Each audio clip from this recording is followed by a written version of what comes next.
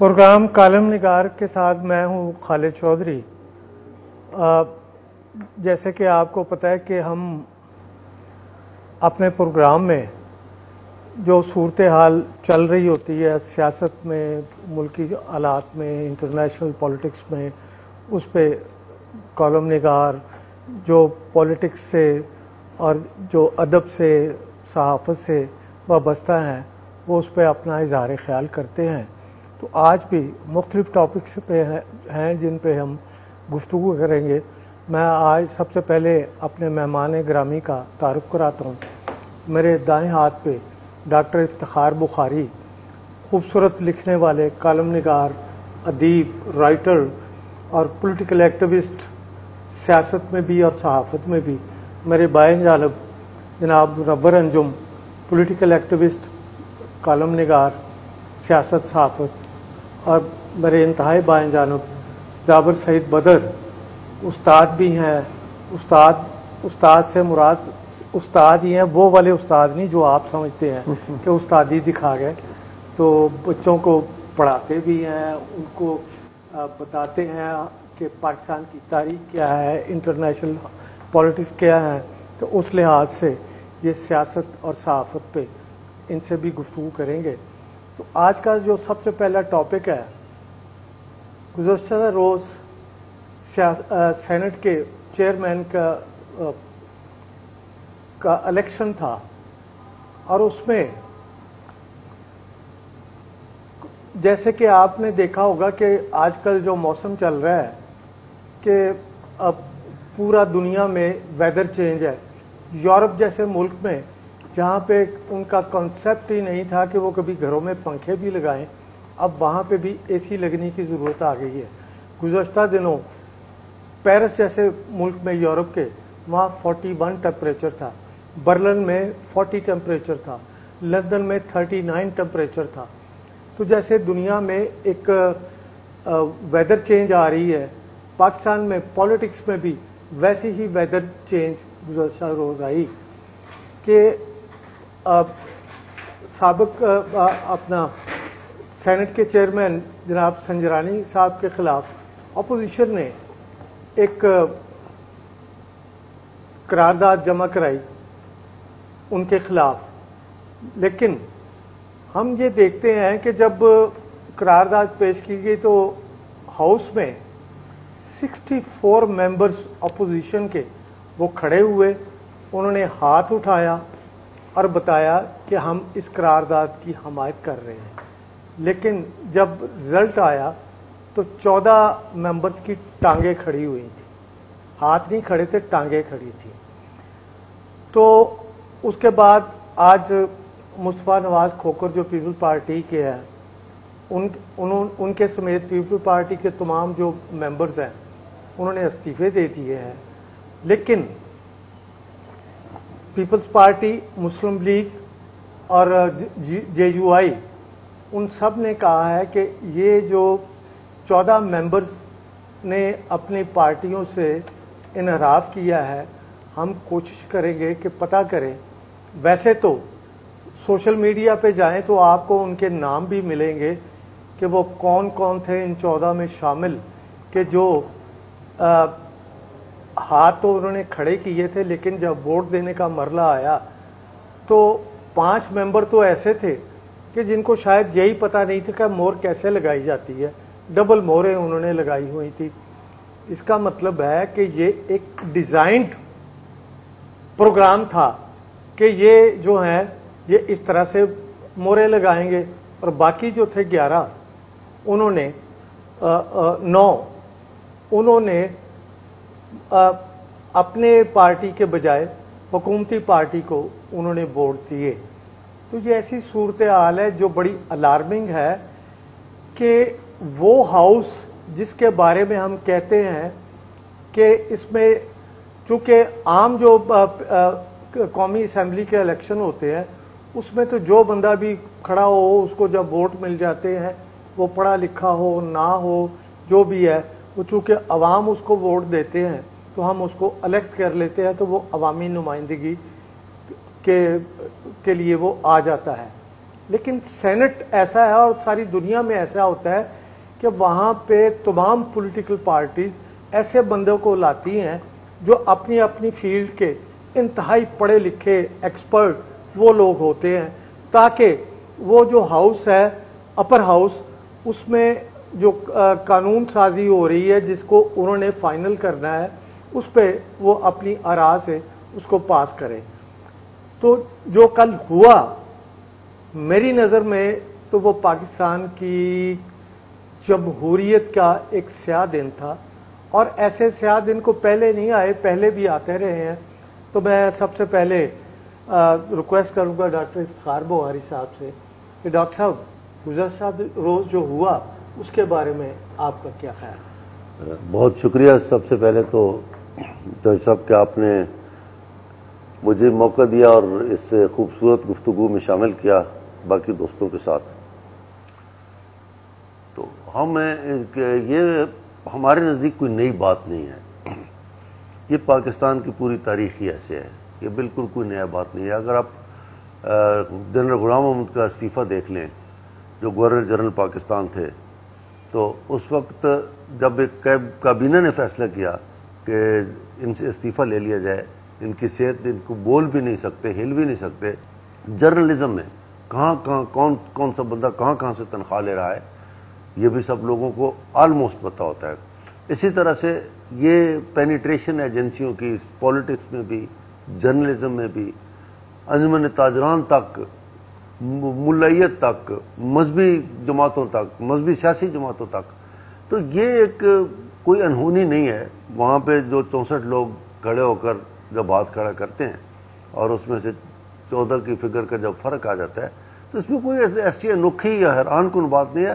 یہ سارا تسلسل ہے پاکستان کی 70 سالہ تاریخ کا اور اسٹیبلشمنٹ کے کردار کا، کہ جس میں انہوں نے کیا ہے، اور آگے بھی اب اس کو انویسٹیگیشن یہاں پہ کر سکتے ہیں سیاسی جماعتیں کہ ساری آپس میں کہ کس کی کہاں پہ سودے بازی ہوئی ہے۔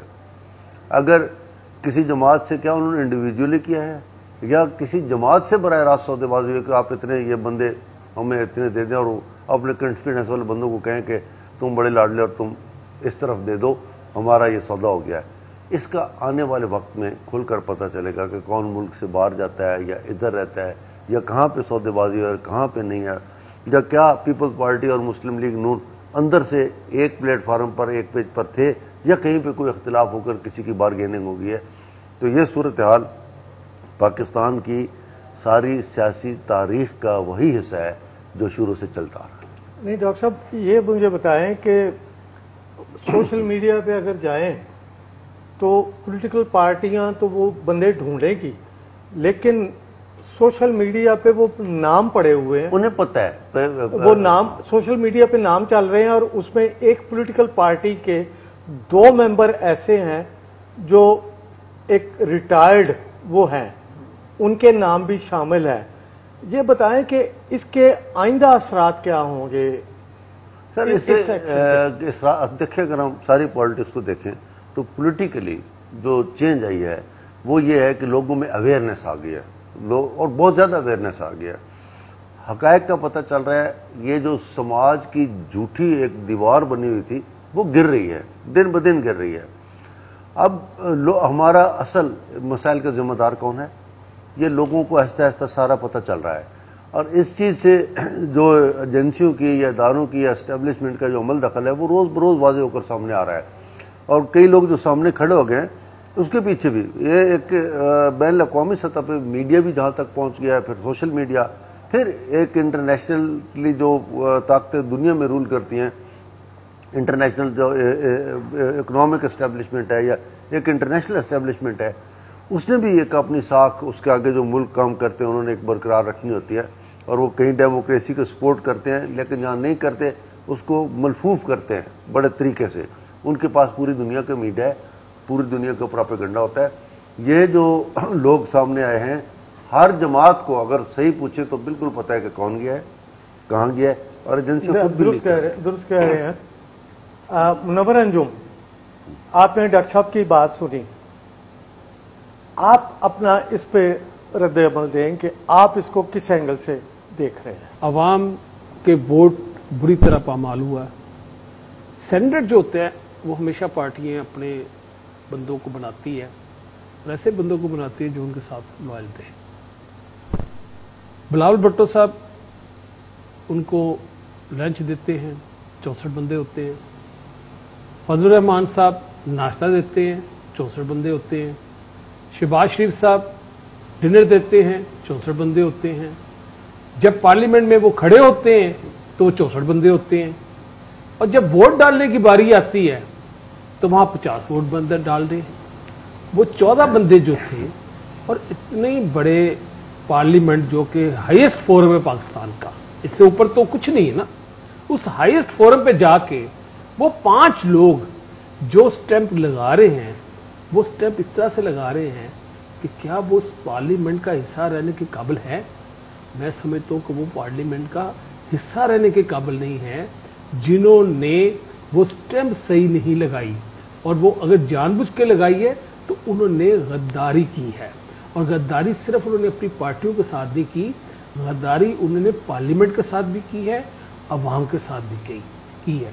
रही बात कि वो जो 9 लोग बाकी हैं उन्होंने वफादारियां चेंज की हैं, मैं समझता हूँ कि पॉलिटिकल पार्टी के लिए भी सोचना पड़ेगा उनको भी, उनकी भी पॉलिटिकल पार्टियों के जो सदर है, जैसे पीपल्स पार्टी के बिलावल भुट्टो जरदारी हैं, जैसे अपना नून के शहबाज शरीफ साहब हैं, जैसे मौलाना फजल रहमान साहब है, इन सबको भी सोचना पड़ेगा कि इनके अंदर जिन लोगों ने दूसरी अपनी वफादारियां चेंज की हैं तो क्या आइंदा क्या।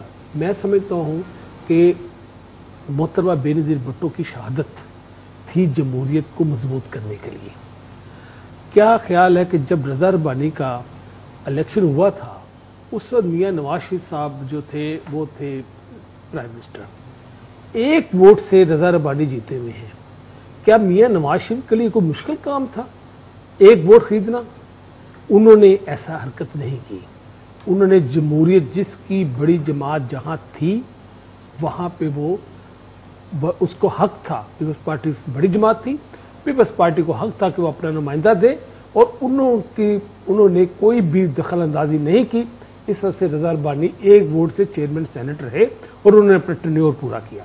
अब आगे आ जाए, आगे आप देखें कि जब सजरानी को बनाया गया उस वक्त भी सबसे ज्यादा जो 2 जमातें थी उनके पास वोट थे।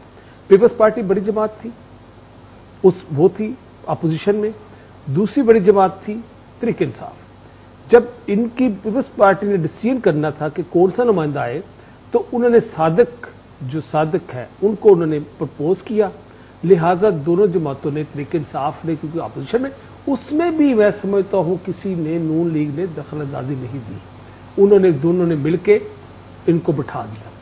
अब फिर जमहूरियत को कंटिन्यूटी का एक मौका था जो मौका खो दिया गया है। अब था मौका इमरान तहरीक इंसाफ के पास कि इसमें किसी किस्म की, कम से कम इस फोरम पे किसी किस्म की खरीदो फरोख्त ना होती। एटीएम का कोई काम नहीं था कि वो पार्लियामेंट के अंदर जाए जिसके ऊपर इल्जाम थे, जिसको सुप्रीम कोर्ट ने नहल करार दिया हुआ। अब वो जब एटीएम साहब वहां घूम रहे हैं, जब वो मुस्कुरा रहे हैं, और जो मुस्कुराहट जो सादिक साहब की थी वो भी आपने नोट किया कि उसके पीछे भी कोई राज था, और जब वो वोट डलते हैं तो वहां 50 निकलते हैं। असूली तौर पर मैं समझता हूं कि अपोजिशन जीती है, हारी नहीं है, क्योंकि जो उनके मुखालिफ वोट आए थे वो 45 आए हैं, इनके जो वोट आए हैं वो 50 आए हैं, और 5 वोट, आपने शायद क्लिपिंग देखी है कि नहीं देखी, इत्तेफाक से वो स्पीकर ऑन रह गया था जिस वक्त अपना जो रिटर्निंग ऑफिसर, जब उनको बताया गया कि इनको वो वोट जो मिले हैं वो 55 वोट मिले हैं, और वो क्लिपिंग सोशल मीडिया पे आ चुकी है। मुनव्वर अहमद साहब, आपने तो बात की, जाबर मैं आपसे एक बात करता हूं। जी जी। अब वक्त आ गया कि पॉलिटिकल पार्टियों को भी अपना एहतसाब खुद करना चाहिए। जी। माजी में हमसे भी गलतियां हुई, पॉलिटिकल पार्टियों से भी हुई। यही सादिक संजरानी थे ना जिसको नवाज आसफ जरदारी ने इलेक्ट कराया था।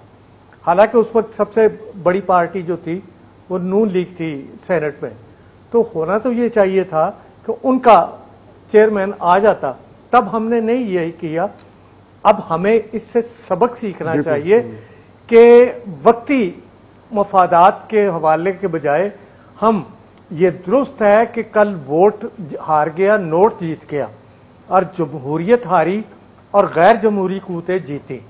آپ مجھے یہ بتائیں کہ پولیٹیکل پارٹیوں کو اس سے کیا سبق حاصل کرنا چاہیے کہ جو یہ ماضی میں کرتی رہی ہے؟ بالکل جی، آپ کی بات میں جواب بھی ہم نے دے دیا ہے. دیکھیں اس میں پولیٹیکل پارٹیز ہمیں، جیسے انہوں نے بتایا ہے منور انجم صاحب نے، کہ نواز شریف صاحب چاہتے اس وقت تو بڑی آسانی کے ساتھ چیئرمین سینٹ جو ہے وہ رضا زبانی نہیں بن سکتے تھے. میاں صاحب نے، ہمیں نظر آتا ہے کہ انہوں نے ایک سبق سیکھا ہے.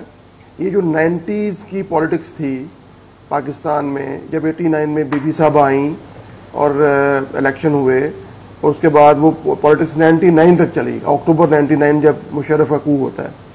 تو یہ اس میں دونوں نے سبق سیکھا تھا، بے نظیر بھٹو صاحبہ نے بھی اور نواز شریف صاحب نے بھی، کہ ہمیں یوز کیا گیا، استعمال کیا گیا، ایک دوسرے کے خلاف لڑایا گیا.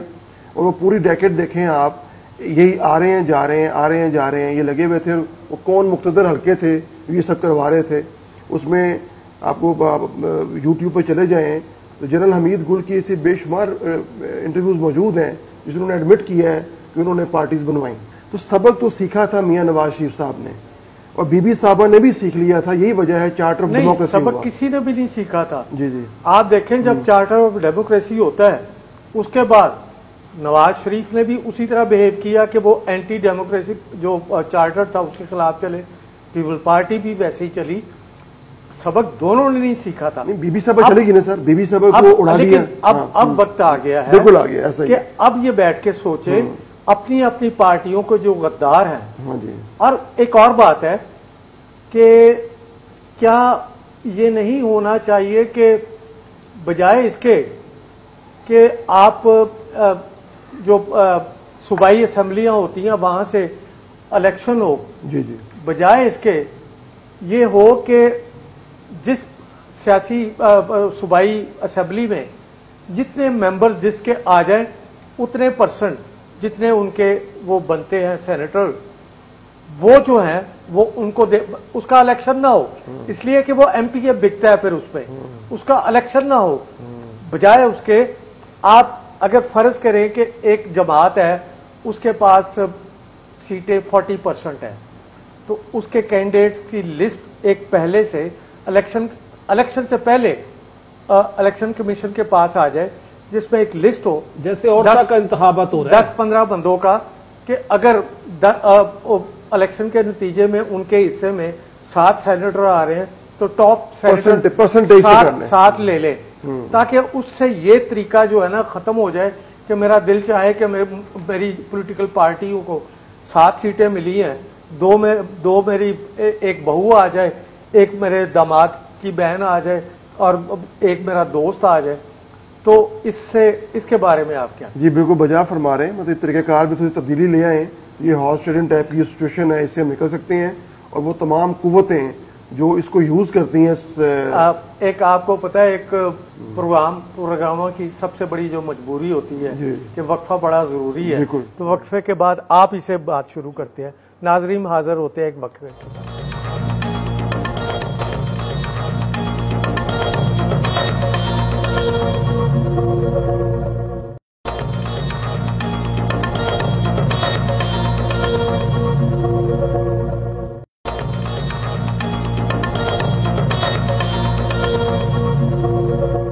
جی ناظرین، تو زابر صاحب آپ سے بات ہو رہی تھی کہ ان پولیٹیکل پارٹیاں انہوں نے بھی جو ماضی میں کیا تو ہونا تو یہ چاہیے تھا کہ یہ اس سے پہلے ہی ایسا کرتے کہ اس قسم کے جو الیکشن ہوتے یہ شو آف ہینڈ سے ہوتے.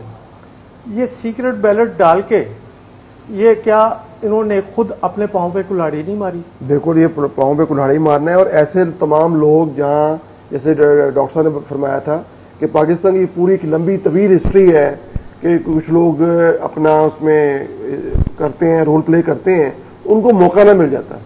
تو یہ بڑا بہتر طریقہ ایسا ہی ہوتا کہ بڑا فری اینڈ فیئر ہوتا، ڈنگے کی چوٹ پہ ہوتا اور پتہ ہوتا. جیسے 64 سینیٹرز ایک طرف تھے کچھ دیر پہلے تک، اور اس کے بعد نہیں آپ اندازہ کریں 36 ایک طرف ہے اور 64 ایک طرف ہے. اور وہ جب تحریک انصاف چلی ہے نا خالد صاحب، جب تحریک انصاف چلی ہے نا سعادت سجرانی کے ساتھ، تو اس وقت ان کے پاس 26 تھے، 26 کے ساتھ وہ چلے ہیں، اور وہ 26 جو ہے وہ حاوی ہو گیا ان کے پاس، اور ان کو جو ووٹ ملے 45۔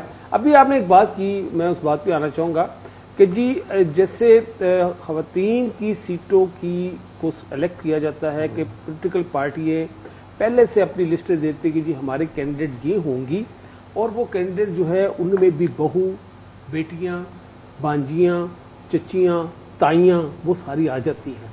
اگر سینٹ کا الیکشن بھی اگر آپ اس طرح سے کرانا شروع کر دیں گے کہ پولیٹیکل پارٹیاں پہلے سے اگر ہو جاتے دے دے لسٹیں، تو وہ بھی میں سمجھتا ہوں کہ وہ جو ہے وہ زیادہ خطرناک ہوگا، کیونکہ ابھی بھی عورتوں کا جو انتخاب ہوتا ہے نا وہ بھی ان کی مرضی ان کی مرضی۔ دیکھیں بات سنیں، جب آپ الیکشن سے پہلے لسٹیں دیں گے نا تو پھر جس کا آپ نام نہیں دیں گے پھر وہ الیکشن میں آپ کو سپورٹ نہیں کرے گا۔ نہیں، میں سمجھتا ہوں کہ یہ بیسٹ طریقہ یہی ہے کہ چاروں اسمبلیوں کو ایکول رائٹس ہیں۔ ہاں یہ ضروری ہے کہ آپ جو پنجاب میں ایک صوبہ اور بننا ہے اس کا بننا بہت ضروری ہے، تاکہ اس کی وجہ سے سینٹ کی 10 سیٹیں بھی بڑھیں گی۔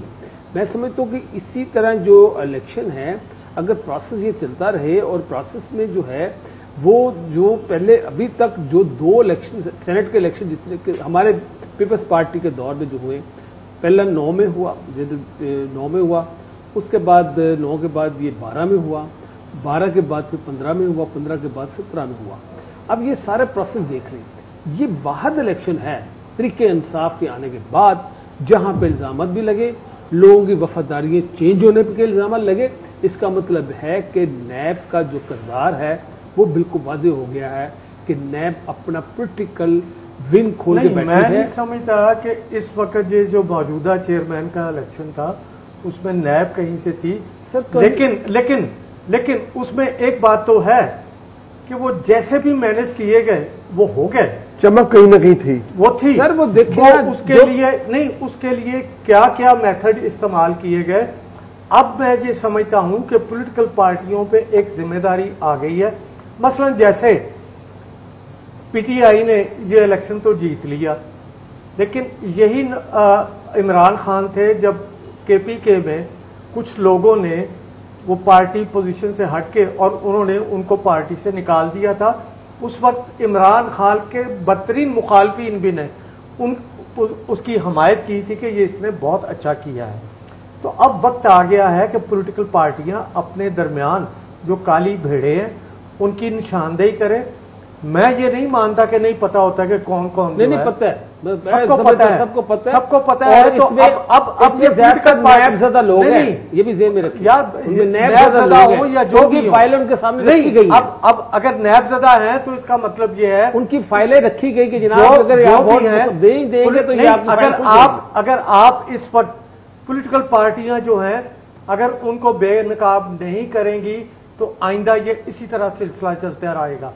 اگر پولیٹیکل پارٹیوں نے زندہ رہنا ہے تو یہ جو لوگ ہیں ان کو عوام کے سامنے ننگا کرنا ہوگا تاکہ آئندہ جو بھی ایسی حرکت کرنے لگے اس کو پتا لگے کہ یہ میرے ساتھ ہو سکتا ہے۔ بالکل صحیح کہہ رہے ہیں، آپ کیسے بالکل ٹھیک کہہ رہے ہیں کہ یہ تھوڑا سا اپنے اندر سے اپنے گریبان میں خود جاننا پڑے گا ساری پارٹیز کو، اور خاص طور پہ جس طرح اکثریت کو شکست ہوئی ہے، کل اقلیت نے شکست دی ہے، وہ اس لیے دی ہے کہ ان کے اپنے جو باہمی اختلافات تھے اس کا فائدہ اٹھایا گیا ہے، اور جو اپنے اندر ان کے اپنے ایشوز چل رہے تھے اس کو ہائی لائٹ کیا گیا ہے، اور یہ الارمنگ سچویشن ہے، لمحہ فکریہ بن گئی ہے پولیٹیکل پارٹیز کے لیے کہ چند منٹ پہلے تک 64 جو سینیٹرز ہیں وہ کیسے ایک دم خفیہ جب بیلٹ ہوتا ہے تو وہ 14 کم ہو جاتے ہیں۔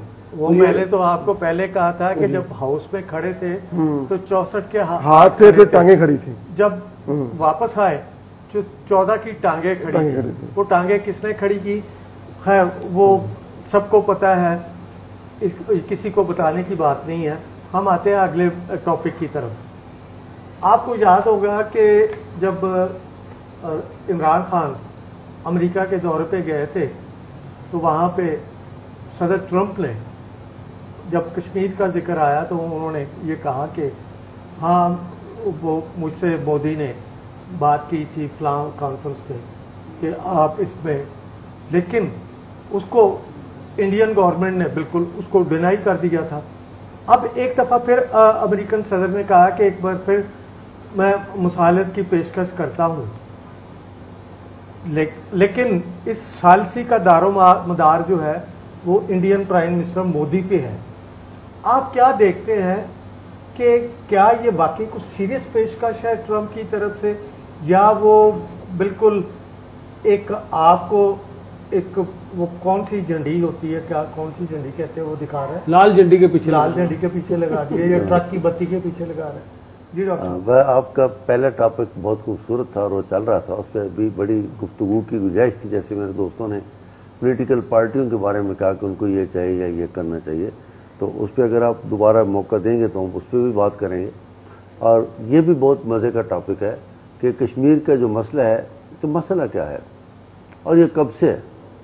ये पाकिस्तान की और हिंदुस्तान की तकसीम की बुनियादों में रखा हुआ एक बम है और जिससे दोनों को एक डरावा है।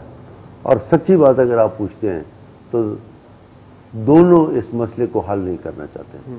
न तो इंडिया की एस्टेब्लिशमेंट चाहती है कि ये मसला हल हो, न पाकिस्तान की हुकूमतें चाहती हैं कि ये मसला हल हो। ये इन बिटवीन वो जिनकी हुक्मरान जो है, जो हुक्मरान है वो भी नहीं चाहते कि हुक्मरान जो हमेशा हैं वो भी नहीं चाहते कि मसला हल हो। और जो कश्मीर के रहने वाले लोग हैं वो भी ये इन कंडीशंस पे, जैसे कि पाकिस्तान के लोगों को तस्वर दिया गया है कि उस तरह से हल हो, वो भी इसको नहीं मानते। ये बड़ी गहरी बातें हैं। आप सबको इल्म होगा कि आप जाके कश्मीर में कोई जायदाद नहीं खरीद सकते, जबकि कश्मीर के लोग यहाँ पे ज़मीन भी खरीद सकते हैं, यहाँ पे भी वोट दे सकते हैं, कश्मीर में भी वोट दे सकते हैं।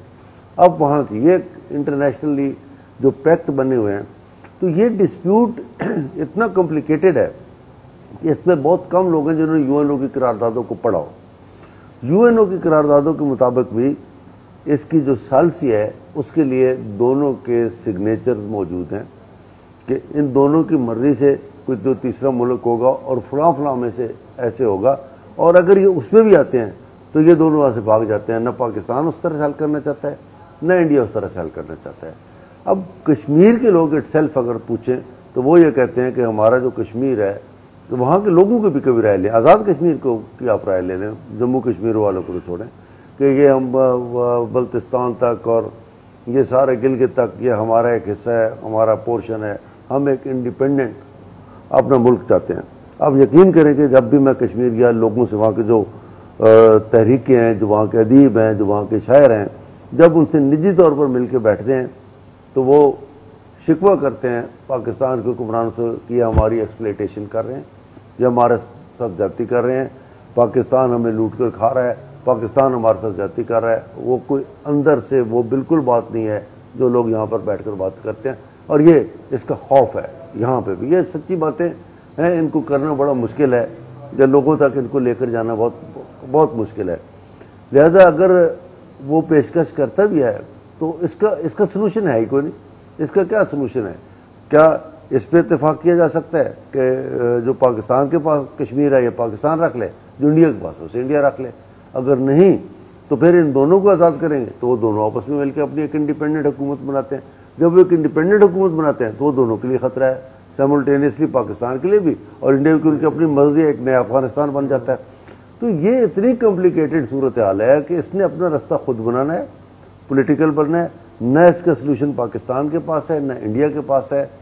और मौजूदा सारे हम तारीख देखें तो ये एक लायनहल मसला है, इसको इस तरह से हल करना बहुत मुश्किल है। हाँ, आने वाले वक्तों में कश्मीरी खुद जब चाहेंगे, जब उनमें इतनी हिम्मत हो जाएगी तो मसले को हल कर सकेंगे। आपके हमारे पास की बात नहीं। इसमें सूरत हाल इस वक्त ये है कि पाकिस्तान की तारीख में गालबन 2004 या 2005, मुझे एग्जैक्ट याद नहीं है, पाकिस्तान की तारीख, इंडिया पाकिस्तान की तारीख में जर्नलिस्टों का पहला वफद इंडियन कश्मीर गया था, जिसके जवाब में इंडियन जर्नलिस्टों का भी बाद में हमारे जाने के चंद महीने बाद आया, वो पाकिस्तानी कश्मीर और गिलगित का दौरा किया था। उसमें पाकिस्तान के सीनियर मोस्ट जर्नलिस्ट शामिल थे, 14-15 लोग थे हम। وہاں پہ ہم ایک دن سری نگر یونیورسٹی گئے تو وہاں پہ انہیں جب پتہ لگا کہ پاکستان سے جرنلسٹ آئے ہیں، کین یو بلیو وہ یہ نعرے لگا رہے تھے کہ ہمیں انڈیپینڈنٹ کشمیر چاہیے، نہ ہم پاکستان کے ساتھ جانا چاہتے ہیں نہ انڈیا کے ساتھ. آپ اس بارے میں کیا ہیں؟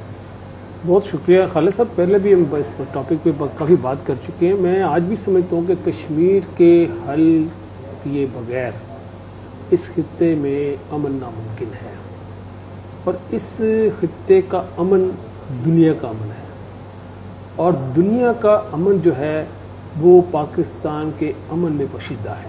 یہ بات میں سمجھتا ہوں سب کو سمجھ لینی چاہیے. جو بات آپ نے کی ہے کہ جی وہاں لوگ کہتے ہیں کہ جی انڈیپینڈنٹ رہتے ہیں، ہاں کچھ حلقے وہاں ایسے کچھ حلقے نہیں، کچھ حلقے ایسے ہیں جو چاہتے ہیں. میں سری نگر میں پھرا ہوں گلی گلی، کچھ ایسے ہیں، لیکن الٹیمیٹلی وہ چاہتے ہیں کشمیر بنے گا پاکستان.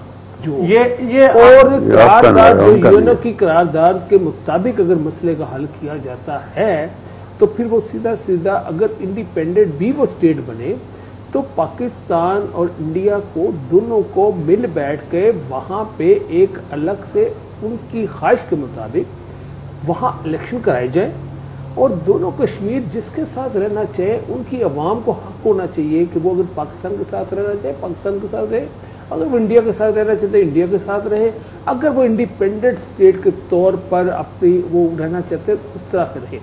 اب رہی بات کہ کشمیر کا مسئلہ، اگر ٹرمپ نے اگر عمران خان جب وہاں ملے ہیں تو اس نے کلیئر کٹ کہا تھا کہ مجھے مودی نے ریکویسٹ کی تھی کہ آپ ثالثی کا کردار ادا کریں، اور یہ بات میڈیا میں انٹرنیشنل میڈیا میں بھی ہوئی. بعد میں انڈیا کے جو چینل تھے وہاں کے جرنلسٹوں نے واویلا کر دیا. فارن منسٹر نے کہا تھا کہ ہم نے ڈینائی کر دیا وہاں کے، کیونکہ انتہا پسند. آپ نے ایک بات غور کریں، اس وقت دنیا میں انتہا پسند لوگوں کی حکومتیں ہیں. اگر میں نام گنواؤں تو ان میں سمجھتا ہوں کہ عمران خان بھی ایک ڈکٹیٹر کی شکل میں موجود ہے. ادھر سعودی عربیہ کا جو سلمان ہے، شاہ سلمان، وہی ڈکٹیٹر کی صورت میں موجود ہے. ابھی یہاں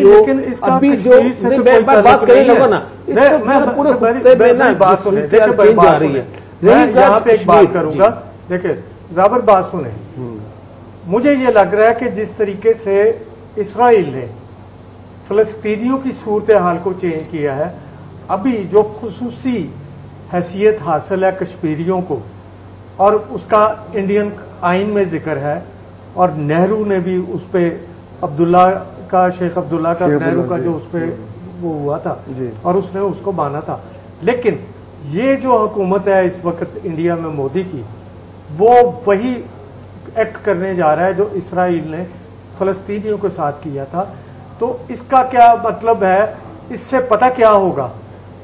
وہ انتہا پسند جو پاکستان میں موجود ہیں ان کو ایک ہلا شہری ملے گی. پاکستان چاہے نہ چاہے وہ انتہا پسند جو ہیں وہ کشمیر میں داخل ہوں گے، اور وہاں کا جو ہے ایک انٹرنیشنلی ایک عجیب صورتحال پیدا ہوگی. بالکل اصل مسئلہ یہ ہے کہ یہ ایک اس پہ تمام دنیا کے ماہرین جو ہیں، آئی آر کے جو ایکسپرٹ ہیں، سمجھتے ہیں کہ اگر تیسری دنیا کے اندر تیسری عالمی جنگ ہوئی تو اس کا تعلق یہی جو ریجن یہی ہمارا بنتا ہے اور مسئلہ کشمیری بنتا ہے. یہ تو سارے اس پہ متفق ہو چکے ہیں.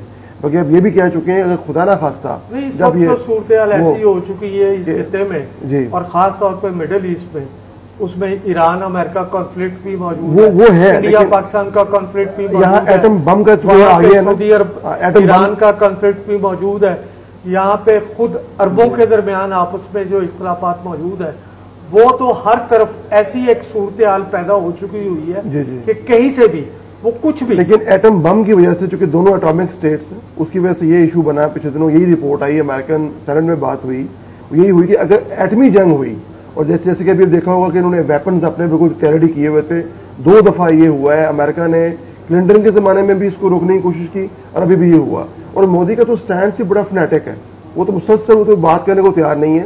اور ابھی بھی اس نے جو ٹرمپ نے، میں نے ابھی جو رپورٹ پڑھی ہوئی کہا ہے کہ اپ ٹو نریندر مودی، وہ خود اگر وہ کرے گا تو یہ مسئلہ حل ہو سکتا ہے.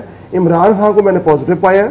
ये मसला दोनों हल कर सकते हैं लीडर, हम उस सूरत में करेंगे कि मोदी खुद चाहेगा। तो ये खुद उसने ट्रम्प ने बात की है, ये डिपेंड करता है मोदी पे, और मोदी का जो स्टैंड है मेरा ख्याल बड़ा सख्त है। मेरा पता क्या ख्याल है कि ट्रम्प बात तो कर रहा है, हाँ, लेकिन वो संजीदा नहीं, इतना संजीदा बिल्कुल नहीं ऐसे है, इसलिए कि वो उसका एक कार्ड के तौर पे इस्तेमाल करना चाह रहा है, ताकि आइंदा आने वाला साल जो है उसमें जो भी उनकी सूरत हाल उसकी इलेक्शन की जो है उसमें वो उसमें बल्कि उसने मोदी के ऊपर डाल दी बात, वो करना चाहे तो कार्ड तो उसने इस्तेमाल कर लिया, वो जाहिर है। देखे बात सुने, कंडीशन लगा दी ना। हाँ, देखे टू मोर पे कीजिए, हमारे तल्लकात का वो जो दरदार है वो टू मोर पे है, इसलिए उससे पहले उन्होंने ये बात नहीं की। इसलिए कि आज वो सूरत हाल नहीं है जो पाकिस्तान और तालिबान के दरमियान जो रिलेशन थे, कि पाकिस्तान जो उनसे कहता था, आज तालिबान बहुत एक ऑलमोस्ट इंडिपेंडेंट खुद मुख्तार वो तमाम लीडर जा चुके हैं तालिबान से, जो पाकिस्तान किसी की भी बात मानने के तैयार, वो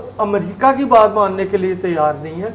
वो तो ये चाहते, मतलब वो बार बार जो बात करते हैं कि ये अमेरिका की फौजें निकलेंगी तो फिर हम बात करेंगे, वो वहां पे गनी से वो बात करना नहीं चाहते, उनके साथ वो हुकूमत, ये एक अलग इशू है। और वो आने वाले वक्त में एक पाकिस्तान के लिए भी एक बड़ा वो है, एक ऐसी सूरत हाल है। नहीं सर, उसमें देखिए अभी पिछले दिनों जब हमने ऑफर की कि हम कराएंगे आपको, दरमियान में रोल प्ले करते हैं, तो तीसरे दिन अफगानिस्तान से अटैक हुआ पाकिस्तान पे, उन्होंने जवाब दे दिया कि हम आपकी बात सुनने को तैयार ही नहीं। बड़ा इजाजत दें तो थोड़ा सा काले चौधरी साहब, अगर ये जो आप अफगानिस्तान और इस इश्यू पे जो बात फरमा रहे हैं, इस पर अगर आप इजाजत देते हैं तो मैं अपने एक इनपुट देना चाहता हूँ। हम आप थोड़े आप वो दो चार जुमले में तो उसको वाइंड अप करना है। ये आपको पढ़ना पड़ेगा, ये जो ड्यूरेंट पैक्ट है जो 1894 में हुआ था और जो 1984 में वो खत्म हो चुका हुआ है, और 100 साल का मुआहदा था, उसको सामने रखे बगैर आप उस सारी सिचुएशन को नहीं देख सकते। दूसरा, वो जो तालिबान है वो वार लॉर्ड हैं, वो आपस में नहीं लड़ते, उनका आपस में पैक्ट है, वो लड़ते हैं उनके लिए जो उनको फीड करता है। इस वक्त वो तकसीम हो चुके हैं, पाकिस्तान के साथ अलग हैं, इंडिया के साथ अलग हैं, ईरान के साथ अलग हैं, और मुख्तलिफ एजेंसी के साथ, हत्ता के फ्रांस का भी उसके साथ एक अपना इन्फ्लुएंस है, और अमेरिकन पेड अलग है। बिल्कुल ऐसे। तो ये एक उनकी अपनी अपनी ये मुख्तलिफ ग्रुप हैं, मुख्तलिफ तरह के इस्तेमाल करते हैं, तो वार लॉर्ड है, जो पैसे देगा जिधर से करेगा। यहाँ पे मैं एक टॉपिक है, पाकिस्तानी बॉलर है हसन अली, वो पाकिस्तानी मीडिया उसमें ये बात कर रहा है कि एक और लड़की का जो पाकिस्तानी से शादी करने जा रही है, ज़ाहिर पहला उनका शुएब के बाद, शुएब मलिक के बाद जो सानिया मिर्जा से शादी की थी, कि एक और भारत का दामाद बनने जा रहा है, एक और बहू आ रही है। नहीं, ये क्या घटिया सोच है। इसका मतलब है कि अगर बेटी किसी की आए तो वो आपका अपर हैंड है। भाई खुदा का खौफ करो, मतलब यहां पे आप ऐसा है कि जैसे आपने कोई पॉइंट स्कोर कर लिया है कि उनकी बेटी ले आए हैं, आपकी भी बेटियां हैं, मेरी भी बेटियां हैं, इसको इस तरह से मत लो, इस एंगल से ना देखिए। ये वो हमारी बेटी हो, उनका लड़का हो, मोस्ट वेलकम, ये इक्वल है। इसमें मजहबी तौर पे, समाजी तौर पे, अखलाकी तौर पे, मुआशरती तौर पे लड़का लड़की एक बिल्कुल बराबर है। कोई कहाँ पे ब्याह करता है, कोई कहाँ पे नहीं करता, इस पे ये इस तरह से नहीं हमें इसको पोर्ट्रेट करना चाहिए। लेकिन अच्छी बात है कि अगर होता है, और इससे पहले रूमर थी ना, तो कंफर्म कर दिया उसने कंफर्म कर दिया कि वो दुबई में होगी 20 तारीख का। जी बिल्कुल। तो ये सारी ये सूरत हाल है। तो एक और टॉपिक था, लेकिन चूंकि वक्त कम है तो इसके साथ ही नाजरीन आज के इस प्रोग्राम को हम इख्तिताम पे ले जाते हैं। आपने हमारे साथियों की जो गुफ्तगू सुनी है, उसमें हमने कोशिश की थी कि लोगों को ये बताया जाए कि पॉलिटिकल पार्टियों की कमजोरी कहाँ है, कहाँ उन्हें अपनी इस्लाह करनी चाहिए, कहाँ पे हमें अपनी फॉरेन पॉलिसीज जो हैं उन पर नज़रसानी करनी चाहिए, क्या कैसे कहाँ कर सकते हैं। ये तमाम बातें हैं, इन पे सोचें آپ بھی سوچیں. انشاءاللہ اگلے ویک پھر ہم آپ کی خدمت میں حاضر ہوں گے. خدا حافظ.